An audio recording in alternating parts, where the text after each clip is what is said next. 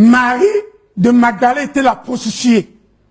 Et Jésus a fait d'elle sa concubine, comme la femme samaritaine, comme la femme qui avait la perte du sang.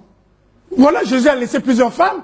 C'est ce que je t'avais dit quand il partait. Vous sortez de cette information-là d'où? Mais je t'avais lu ça dans la Bible, dans le Luc. Nous, on nous lit la Bible tous les jours, on voit pas ces passages. Mais Luc 23, je te l'avais lu l'autre fois. Si tu lis bien la Bible. Voilà. Luc...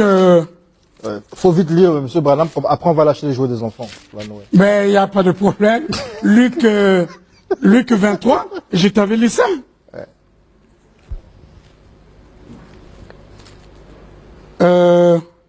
Il était suivi d'une grande multitude de gens, du peuple, et de femmes qui se frappaient la poitrine et se lamentaient contre lui. Jésus leur dit, filles de Jérusalem, ne pleurez pas sur moi, pleurez sur vous et vos enfants. Donc Jésus partait plus de tout ça. Après il dit, heureuses les stériles. Mais c'est ça le problème. Donc quand Jésus partait pour être crucifié, les femmes qui avaient des grossesses de Jésus se plaignaient contre lui. Ça c'est votre interprétation. Mais c'est bien lu. Se lamentaient quand il partait pour être crucifié. Jésus dit, ne pleurez pas sur moi, pleurez sur vous et sur vos enfants. J'ai dit, les enfants là, ce sont les grossesses. Elle pleurait parce que c'était le sauveur de l'humanité qui partait. Mais pas du tout. Il dit, ils se lamentaient. Ils se frappaient leur poitrine, mais ce sont les saints. Jésus a laissé des grossesses aux femmes, et parmi lesquelles la femme samaritaine. Et la femme de Marie de Magdala, ce sont des prostituées. La femme samaritaine est une prostituée. Marie de Magdala est une prostituée. Vous voyez, avec la Bible, on ne joue pas. Il a dit la dernière fois que ces gens-là cherchent une manière d'instaurer une doctrine qui n'a rien à voir avec la Bible, mais pour dénigrer le sacrifice de Jésus-Christ et sa mission sur terre. Et ils sont nombreux comme ça.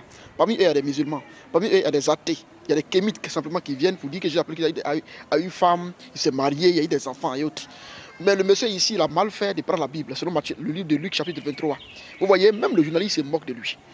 Et j'ai pris cette vidéo-là pour vous montrer une seule chose. C'est qu'il est menteur, là. Les gens qui viennent avec des doctrines qui ne sont pas bibliques, là. Ils ont une manière de s'habiller sur la Bible. Mais malheureusement, si vous donnez des versets, allez vérifier les versets. Les versets qu'ils donnent là, allez vérifier. Vous allez voir que même ces versets qu'ils donnent là n'ont rien à voir avec ce qu'ils disent. Quand le monsieur dit par exemple dans Luc chapitre 23, les femmes tapaient les portes, ce qu'il veut dire que Jésus qu'il y avait des femmes, c'est n'importe quoi. Parce que la parole s'est adressée là-bas que Jésus appelé qu'il y a des femmes. Il dit ne pleurez plus sur moi. Il dit Jérusalem. Vous voyez, donc il parlait déjà aux gens qui étaient là et de la malédiction qui allait arriver parce qu'ils l'ont rejeté. Mais il ne parlait pas de sa femme.